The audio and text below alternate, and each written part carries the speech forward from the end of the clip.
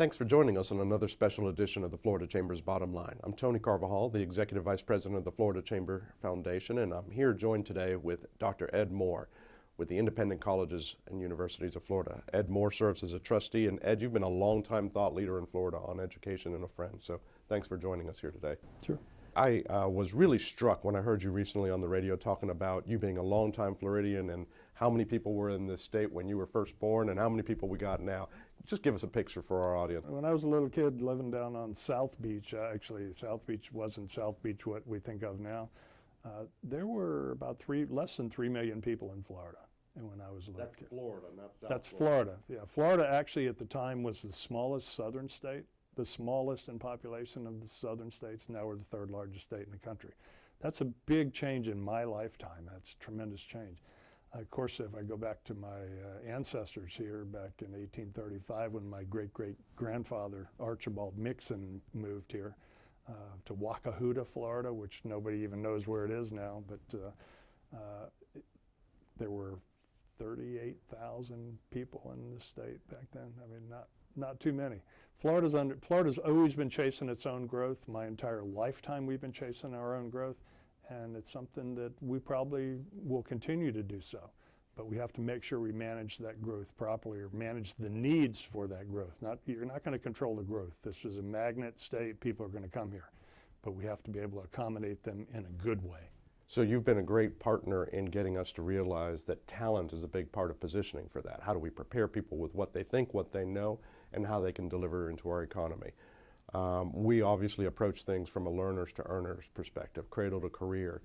You've been a leader in the education space for a little while. One of the things we've talked about in the past is about teachers in Florida. Tell us a little bit about your thoughts on that. I'm scared. I think it's a crisis that's looming. Not just in Florida. I've talked to my colleagues around the country, and we're seeing this in a lot of places. There have been a lot of reasons, but education's not a real attractive field anymore for students in college. You don't see it. We did an analysis over a 5-year time span. In Florida alone, we produced 29% fewer teachers over a most recent 5-year period. While we've been growing 350 to 400,000 people a year, we're producing fewer teachers. If we don't have a quality individual standing in every classroom, and even you could bring in all the technology and all the changes and everything going on, you still have to have a general, if you will, or a conductor, the maestro, that's in each classroom across the state. We're not doing that. We've got people teaching out of field now, and this is not just Florida, this is all over. We have to do something to re-professionalize that profession, to make it more attractive and to attract more people into it as a worthwhile career that has a tremendous impact. All the other things we've talked about, being ready, having the right people in the right place at the right time. If you don't have a teacher there to cause that to happen, it's not going to happen. And that should be a real focal point of our efforts. Teachers are a big part of our success, obviously, for preparing somebody to move from the K-12 system to whatever's next, college, career, wherever it is that they're going.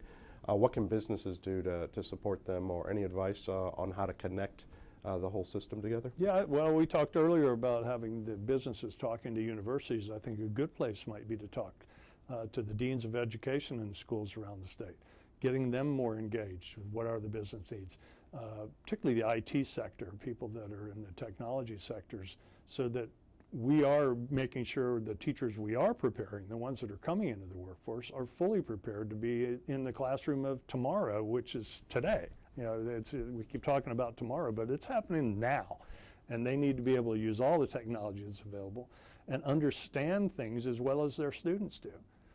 You know, there's a fellow from Apple that talks about nativists, that the generation growing up now are nativists when it comes to technology. If you're 20 years old now, you understand all this stuff because it's been here your entire life. So you're used to using the technology. Well, the teacher in front of that classroom might not have grown up through that, and we've got to make sure that they are, and make sure that business understands, here's how, this is what we're doing, and is it right for you? Again, it's a communication issue. This is exactly what we'll be talking about at the upcoming Learners to Earners Summit this June, and I'm hoping that you and others will join us at this event. If you're a business leader, if you're a community leader, if you're an educator, if you're anybody concerned with the transition from K-12 to higher ed or cradle to career, hopefully you'll join us at this year's Education Summit, Learners to Earners, June 13th and 14th. For this edition of the Florida Chamber's Bottom Line, I'm signing out right now. We'll be back soon to talk about how to continue this conversation.